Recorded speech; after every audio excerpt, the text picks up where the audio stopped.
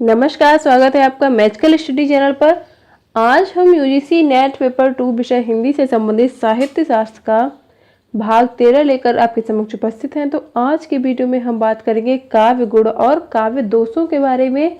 ये भारतीय काव्य शास्त्र के सिद्धांत के अंतर्गत ये अंतिम सीरीज है। इसके बाद हम पाश्चात्य काव्य शास्त्र का अध्ययन करेंगे, वो आज शाम की क्लास में शुरुआत करेंगे उसकी। तो आज हम अध्ययन करेंगे काव्य गुण और काव्य दोष। अगर आप चैनल पर नए हैं तो प्लीज़ चैनल को सब्सक्राइब करें, और आपने अभी तक क्लासेस ज्वाइन नहीं की हैं तो आप प्लेलिस्ट में जाकर जरूर चेक कर लें। वीडियो सभी प्राप्त हो जाएंगे आपको। Neelam ji good morning. और जो भी क्लास होती है उससे संबंधित नोट्स पीडीएफ आपको टेलीग्राम ग्रुप में और व्हाट्सएप ग्रुप में प्राप्त हो जाते हैं संडे को, तो आप वहाँ से इनको प्राप्त कर सकते हैं। तो चलिए शुरू करते हैं आज की क्लास, जो संबंधित है काव्य गुण और काव्य दोषों से। तो काव्य गुण वैसे तो हमको रीत संप्रदाय के अंतर्गत ही अध्ययन कर लेने चाहिए थे हमें, जब हम रीत संप्रदाय कर रहे थे। तो क्योंकि रीत संप्रदाय जो है उसको ही गुण संप्रदाय भी कहा जाता है, और भारतीय काव्य शास्त्र में गुणों के विवेचन का श्रेय सबसे पहले किसे जाता है आपको पता ही होगा, भरत मुनि को, क्योंकि पहले हमने कराया हुआ है। और उन्होंने नाट्य शास्त्र में गुण की परिभाषा भले ही न दी हो, लेकिन वे माधुर्यादि जो गुण हैं, गुण को और दोषों को उन्होंने कई माने हैं। जैसे उन्होंने कहा है गुण जो है वो दोषों के विपर्य हैं, यानी इसके विपरीत हैं, उनका उलट है। तो दोषों से विपर्य से क्या उनका आशय ये था कि मतलब कि दोष काव्य शोभा के विधायक तत्व हैं, किंतु काव्य शोभा के विधायक हैं। तो ये कुछ इस तरह से उनकी परिभाषा थी, संस्कृत में थी, तो थोड़ा सा यहाँ पे दी नहीं है तो इतना अच्छे से ध्यान भी नहीं आ रही संस्कृत में। बाकी उन्होंने जो कहा है वो हमने यहाँ पे दिया है, और जो महत्वपूर्ण चीज़ें हैं जो पूछी जाएंगी सिर्फ वही चीज़ें यहाँ पे नोट की हैं। तो जैसे उन्होंने कहा था, उनका सूत्र ये था कि गुणा विपर्याय दोषम, तो यानी गुण दोष के विपर्य होते हैं। तो उन्होंने ऐसा कहा था। विपर्य से उनका तात्पर्य मैंने बता दिया है आपको कि विपरीत, बिल्कुल उन्होंने ऐसा कहा था कि गुण जो है वो दोष के एकदम से विपरीत होते हैं। जिसमें गुण नहीं होते वो, जिसमें दोष नहीं होते वो वहाँ गुण ही होते हैं। तो अब हम देख लेते हैं काव्य गुण का स्वरूप क्या है। तो रीत संप्रदाय को गुण संप्रदाय भी कहा जाता है, और भारतीय काव्य शास्त्र में गुणों के विवेचन का श्रेय जो है वो भरत मुनि को जाता है। और उन्होंने नाट्य शास्त्र में गुण की परिभाषा भले ही न दी हो, किंतु वे माधुर्य गुणों को दोषों के विपर्य के रूप में स्वीकार करते हैं। तो सेम वही बात मैंने यहाँ पे लिखी भी है, जिससे आपको कोई परेशानी ना हो। तो काव्य का स्वरूप आपको क्लियर हो गया होगा। बाकी उन्होंने काव्य शोभाया कर्तारो धर्मा गुणः, ये जो है ये इनकी बहुत प्रसिद्ध पंक्ति है, उक्ति है, तो उसको जरूर ध्यान रखें। तो इसे यहाँ पे दिया भी गया है। और आचार्य बामन ने गुणों का विशेष महत्व दिया है, और उनके अनुसार गुण काव्य के नित्य धर्म होते हैं, जिनकी अनुपस्थिति में काव्य का अस्तित्व असंभव है। तो उनका ऐसा मानना था कि जो महत्वपूर्ण तत्व जो है वो गुण होते हैं, और इनकी उपस्थिति में काव्य का कोई अस्तित्व ही नहीं होता। और इन्होंने आचार्य बामन जी ने ही लिखा है कि काव्य शोभाया कर्तारो धर्मा गुणा, तो यानी उनका मानना था कि गुणों को काव्य का उन्होंने शोभाकारक धर्म माना है। तो इसको जरूर ध्यान रखिए, यानी गुण काव्य के शोभाकारक धर्म है। तो अब हम देख लेते हैं और जो आचार्यों ने जो कहा है। चलिए उससे पहले हम ऐसे ओरल बात कर लेते हैं। तो बामन जी ने कहा था कि शब्दगत और अर्थगत सौंदर्य से संपन्न पद योजना को हम रीत कहते हैं, गुण कहते हैं। और वो अलंकार को भी काव्य का अंतिम धर्म मानते थे, और जो काव्य की शोभा को अतिशय करने वाला होता है कि उसको अतिशयोक्ति प्रदान कर देता है, ऐसा मानना था बामन जी का। और उन्होंने एक जगह पे ऐसे भी कहा था कि गुणों की सत्ता को काव्य का अनिवार्य तत्व वो मानते थे, लेकिन नहीं अनिवार्य मानते थे उसके लिए, लेकिन अनिवार्य तत्व नहीं मानते थे कि अनिवार्य कि उसका प्रयोग जरूरी है, लेकिन वो कोई ऐसा नहीं है कि वो हर जगह मौजूद ही होगा, ऐसा नहीं मानते थे। और गुणों की संख्या देख लेते हैं। चलिए तो भरत मुनि ने गुणों की संख्या 10 मानी है।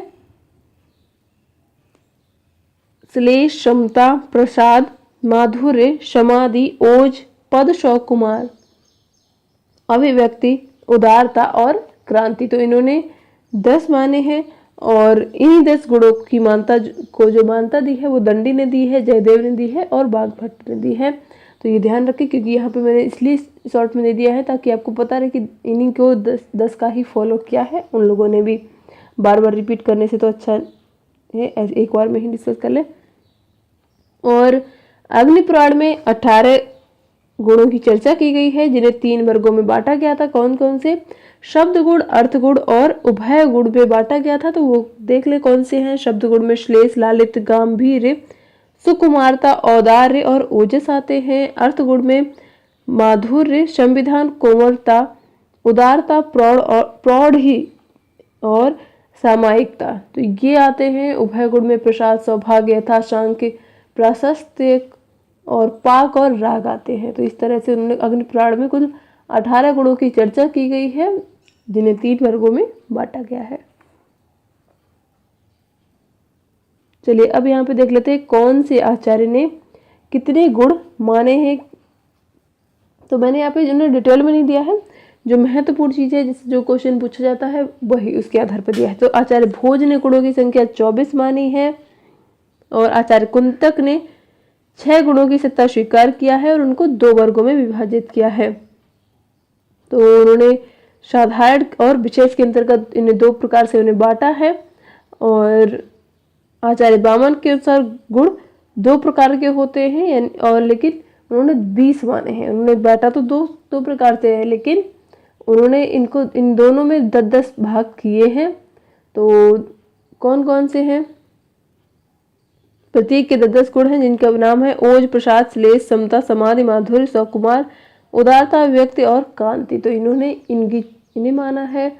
तो देख लेते हैं ये जो इन्होंने माना है ना शब्दगत, तो ये शब्दगत के अंतर्गत भी इन्होंने 10 यही माने हैं और अर्थगत के अंतर्गत भी इन्होंने यही 10 माने हैं। तो ये आप ध्यान रखें कि इन्होंने 20 जो माने हैं वो यही माने, इसलिए मैंने यहाँ पे दिया नहीं है। तो जो सभी आचार्य थे, जैसे भामा जी की बात करें तो भामा जी ने भी भामा जी ने भरत को ही, जैसे भरत मुनि जी ने लिखा है तो उनकी ही बात इन्होंने भी उल्लेख किया है कि सामान्य गुण के रूप में इन्होंने भी किया है। और उनका ग्रंथ जो था काव्य अलंकार, उसमें 2 प्रकार के काव्य गुण माने थे भामा जी ने, वैदर्भ और गौड़ी का उल्लेख किया है। उन्होंने कहा है कि विद्वान वैदर्भ काव्य को श्रेष्ठ मानते हैं और गौड़ी को उद्दांत युक्त अर्थ में युक्त होने पर भी वैदर्भी की भांति ये श्रेष्ठ नहीं हो सकता। तो ये ऐसा इन्होंने माना है। तो वामन के अनुसार भी गुणों की संख्या 20 है, शब्द गुण और अर्थ गुण। तो ये चीज़ हम ध्यान रखें। जो कौन से थे वो मैंने यहाँ पे दे दिए थे आपको, शब्द गुण और अर्थ गुण। तो इनमें कंफ्यूज ना हो, शब्दगत और अर्थगत लिख दिया मैंने तो ये क्या लिख दिया, तो ऐसा ना हो। तो आनंदवर्धन जी ने भी इनकी परिभाषा दी थी कि गुण रस के नित्य धर्म है और रस अंगी है और गुण उनके अंग है। तो ऐसा उन्होंने माना था आनंदवर्धन जी ने। तो चलिए अगला देखते हैं। अब माधुर्य गुण जो है, तो इसके भी महत्वपूर्ण तत्व मैंने यहाँ पे दिए हैं। तो माधुर्य का अर्थ होता है मनोहरता, रोचकता, मिठास और आकर्षण। और भरत जी ने जो माना है, भरत जी ने माधुर्य का अर्थ क्या माना है? श्रुत मधुरता माना है। सभी आचार्यों ने अपने अपने अनुसार अलग अलग माना है अर्थ। और दंडी जी ने रसमयता माना है। वामन ने माधुर्य का तात्पर्य उक्त वैचित्र और समास रहित माना है। तो उन्होंने इस तरह से माना है सभी आचार्य ने। तो जैसे हम वामन जी की चर्चा कर रहे थे, तो वामन जी ने उनका हमने जब पूरा सिद्धांत देखा तो उससे हमें क्या क्या पता चला कि गुण जो है वो शोभा कारक धर्म है और अलंकार उसमें उस शोभा में वृद्धि करने वाले तत्व हैं। और गुण काव्य के अनिवार्य धर्म है, लेकिन और जबकि अलंकार की स्थिति जो है वो वैकल्पिक रहती है वहां पे। और अलंकार संपन्न काव्य गुण रहित होने पर भी आभूषणों से युक्त अनाकर्षण लगते हैं। तो इस तरह से इन्होंने कुछ ऐसी परिभाषाएं संस्कृत में दी हैं। तो वो सब महत्वपूर्ण नहीं है, जो महत्वपूर्ण है वो मैंने यहाँ पे दिया है। तो वामन ने मधुर का तात्पर्य जो उक्त वैचित्र और समास रहित माना है। और आनंदवर्धन जी ने क्या माना है, चित्त की आर्द्रता माना है। और मम्मट जी ने चित्र को द्रवीभूत करने वाली प्रसन्नता को माधुर्य की संज्ञा दी है। तो ये अगर आप पूरे सभी सिद्धांत देखें तो इनके आधार पर क्या पता चलेगा, सभी विद्वानों ने जो अपनी अपनी परिभाषाएं दी हैं उनके आधार पर हमें क्या पता चला कि रचना में प्रयुक्त शब्द श्रुति मधुर होना चाहिए, है ना, जैसा उन्होंने माना है भरत जी ने। और समास रहित भाषा का प्रयोग होना चाहिए। और जो संयुक्त वर्णों वाली, द्वित्व वर्णों वाली भाषा यहाँ वर्जित मानी गई है, संयुक्त वर्ण का नहीं प्रयोग होना चाहिए, द्वित्व वर्णों का प्रयोग नहीं होना चाहिए, वो यहाँ पे वर्जित मानी गई थी। तो और माधुर्य गुण से युक्त जो रचना होती है वो सुनने में चित्त को बहुत ही आनंद प्रदान करती है, ये पता चला है, जैसा मम्मट जी ने कहा था। और श्रृंगार, करुणा और विप्रलंब और शांत रस में माधुर्य गुण संपन्न भाषा प्रयुक्त होती है। और इन्होंने एक माधुर्य गुण से संपन्न एक सवैया की बात करें तो मोतीराम का एक सवैया है कि आपने हाथ के से देत महावर, आप ही हार समारत नीके, और आपन ही परिबात पहिरावत आन के, हार समार के मौल श्री के। तो कुछ इस तरह से इन्होंने एक दिया था, हो साखी लाजन लात मरी, मोतीराम स्वभाव कहाँ कहीं कहीं पी को, लोग मिले घर घेर करे, अवहीं ते ये चेहरे भर दूल्हे के। तो इन्होंने जो ये इस तरह से प्रयोग किया है, एक सवैया था उनका माधुर्य गुण से युक्त, तो उसमें ये सभी विशेषताएं आ जाती हैं। तो माधुर्य शब्द का अर्थ जो हमने देखा, श्रुत सुखदा है, आर्द्रता से युक्त है। तो भामा जी ने भी इसी प्रकार से इसको परिभाषित किया है कि जिसमें अधिक समस्त जो समासगत पद ना हो, इस प्रकार हो एक काव्य रचना है जो कानों को सुंदर लगे, मधुर लगे, वो ही माधुर्य गुण से युक्त रचना होती है। तो यहाँ पे हमने जो सभी की परिभाषाएं देखी तो उनके आधार पर यही अर्थ होगा। और मम्मट जी ने कहा था कि चित्त के द्रवीभूत कारण जो है वो श्रृंगार में रहने वाला जो आस्वाद स्वरूप है वो माधुर्य नामक गुण कहलाता है। तो इस तरह से सबकी अपनी अपनी परिभाषाएं हैं, उनके महत्वपूर्ण तत्व मैंने यहाँ पे दे दिए हैं। तो अगला देख लेते हैं, ओज गुण क्या है। ओज गुण की विशेषता है, तो ओज का शाब्दिक अर्थ होता है प्रताप, बल, शक्ति, तेज और दीप्त। तो भरत मुनि ने क्या परिभाषा दी, जब हम किसी आचार्य की परिभाषा देखते हैं तो उसके आधार पर हमें वो चीज़ क्लियर हो जाती है कि क्या इसका अर्थ है। तो भरत मुनि ने सामासिक पदावली से युक्त अर्थ गंभीर पदावली को ओज गुण संपन्न माना है। जैसा कि माधुर्य में कहा था कि उसमें सामासिक पद नहीं होने चाहिए, लेकिन इसमें ओज गुण में सामासिक पदावली से युक्त अर्थ वाली जो भाषा है वो ओज गुण संपन्न भाषा मानी जाएगी। और दंडी जो थे वो समास बहुल पदों वाली रचना को ओज गुण संपन्न रचना मानते थे। और आनंदवर्धन जी ने चित्त को दीप्त करने वाली रचना को ही ओज गुण से युक्त उन्होंने माना है। और इस गुण के व्यंजक वर्ण जो है वो टा, ठा, डा और ढा को छोड़कर शेष का से लेकर माँ तक के वर्ण है। तो ये जरूर ध्यान रखें कहाँ से कहाँ तक के वर्ण हैं। तो हमने अगर इसे पूरा इसका एक देखें तो हमें क्या क्या विशेषता ध्यान रखनी है कि समास बहुल भाषा जो होती है वो ओज गुण से संपन्न कविता में होती है, और भाषा में अर्थ गंभीर होना चाहिए, और संयुक्त वर्णों वाली भाषा हो, या फिर उद्धत पद संगठना वाली भाषा हो, या टा वर्ग का प्रचुर भाषा का प्रयोग हो, तो वो ओज गुण संपन्न रचना होती है। और ओज गुण का प्रयोग वीर, बीभत्स, रौद्र रस में होता है। जैसा कि इसके शब्द से अर्थ से पता चल रहा है कि ओज का जो शाब्दिक अर्थ है, तो इसका अर्थ यही है कि वीर रस की जो कविता होगी, या बीभत्स रस की, या रौद्र रस की, तो उसमें इसका प्रयोग होगा। तो जहाँ पे भय कुद एक परिभाषा, एक वो था, भय कुद युद्ध विरुद्ध रघुपति त्रोण सायक कसमय, और को दंड धुन अति चंड सुन मनुजात सब मारुत ग्रसे। तो ये एक उदाहरण है, तो जिसमें जहाँ पे कुंद, युद्ध, विरुद्ध, ये तीन वर्ड जो हैं वो चतुर्थ वर्ड के संयुक्त हैं। तो ये टावर के वर्ड भी इसमें प्रयुक्त हुए हैं। अगर हम यहाँ पे परिभाषा वो देते आपको तभी समझ में आता, ऐसे बोलूँगी तो बोलने से समझ में नहीं आता है ना, क्या क्या बोल गई मैं पंक्ति और हमें समझ में नहीं आया। तो इसमें हमें बस अब प्रसाद गुण और देख लेते हैं। तो प्रसाद गुण क्या है? तो प्रसाद का अर्थ होता है प्रसन्नता, विकास, निर्मलता और उच्चलता और पारदर्शिता। तो ये जो है, सॉरी यहाँ पे मैंने एक चीज़ गलत बोल गई। तो ये जो ओज गुण है, यहाँ पे टा वर्ग का बहुत ज़्यादा प्रयोग होता है। टा वर्ग का प्रयोग इसमें नहीं होता है माधुर्यमय। तो प्रसाद गुण की बात करें तो प्रसाद का अर्थ है प्रसन्नता, विकास, निर्मलता, उच्चलता, पारदर्शिता।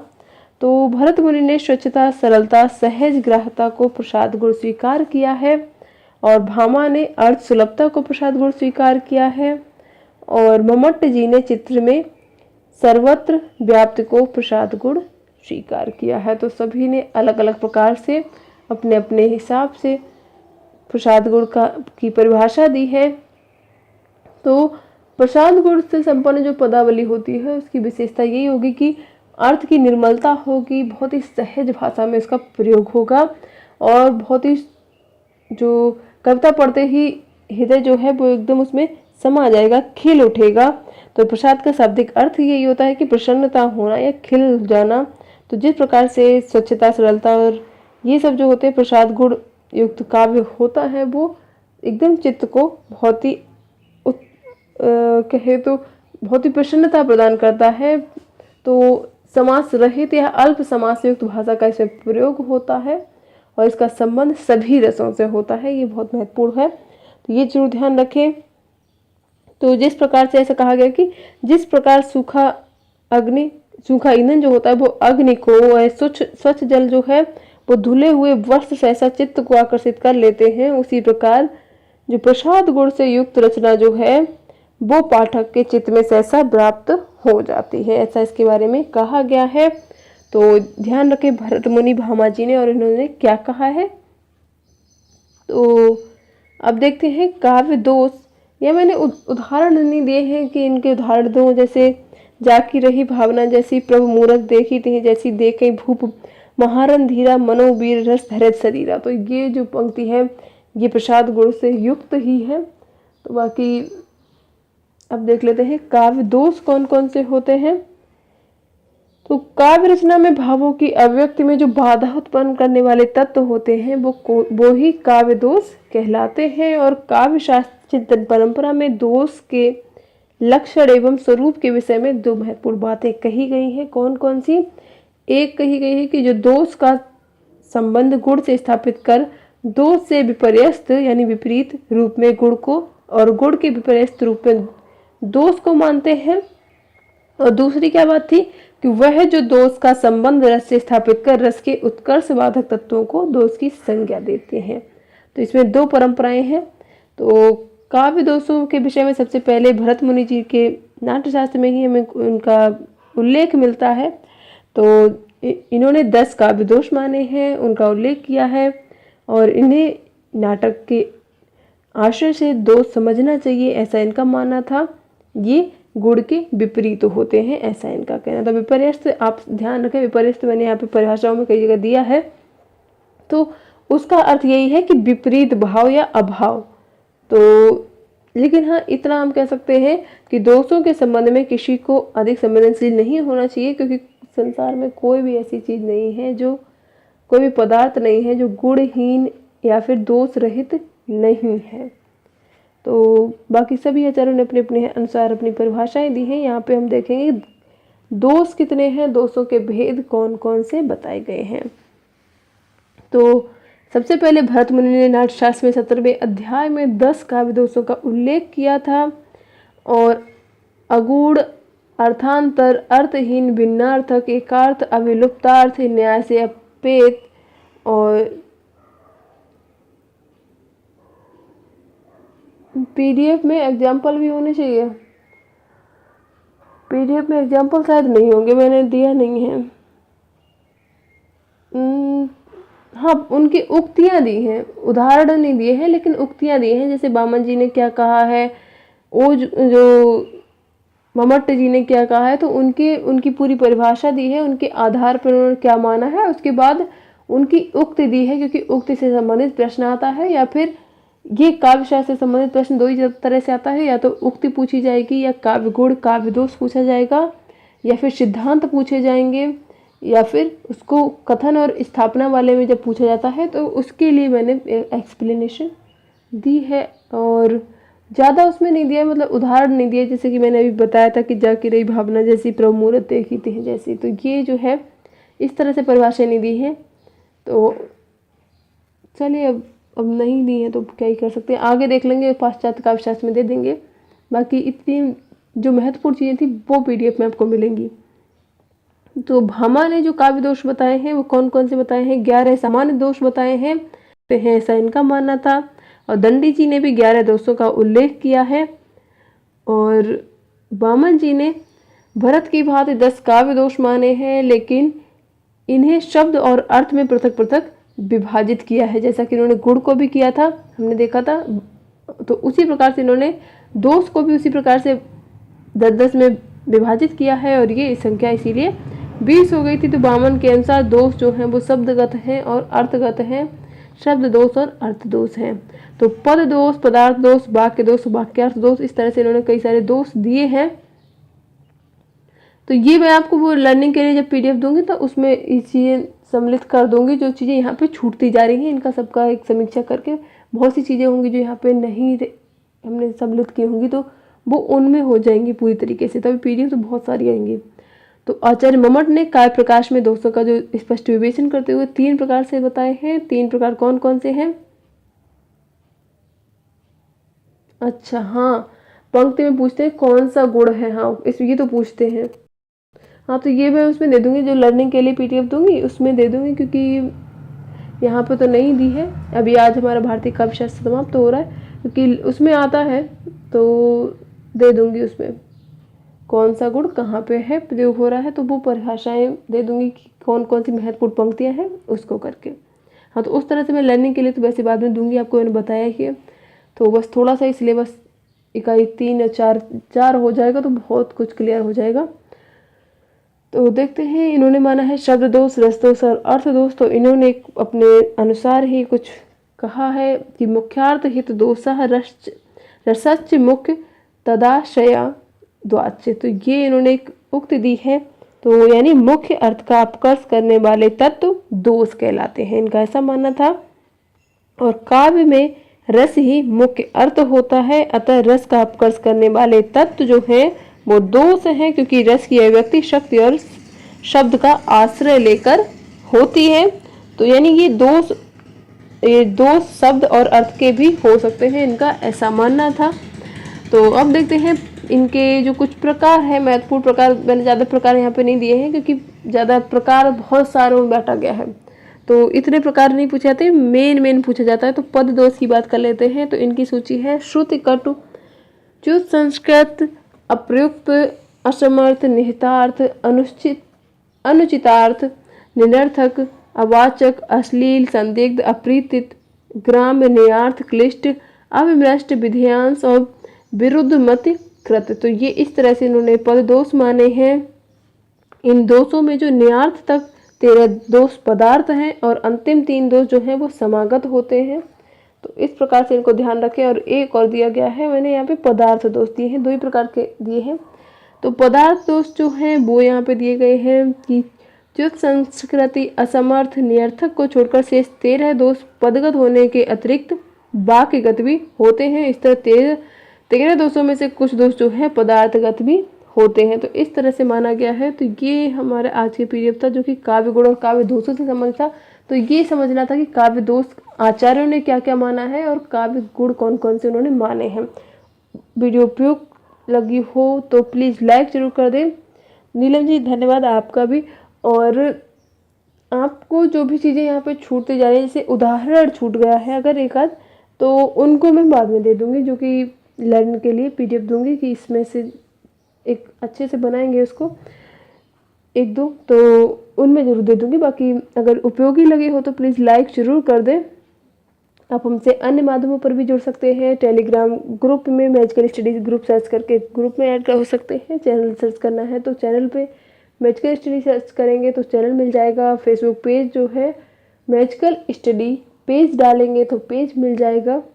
और इसी प्रकार से आप हमसे अन्य माध्यमों पर जुड़ सकते हैं। वीडियो देखने के लिए तो जुड़ने के लिए बहुत बहुत धन्यवाद। आपका दिन शुभ हो।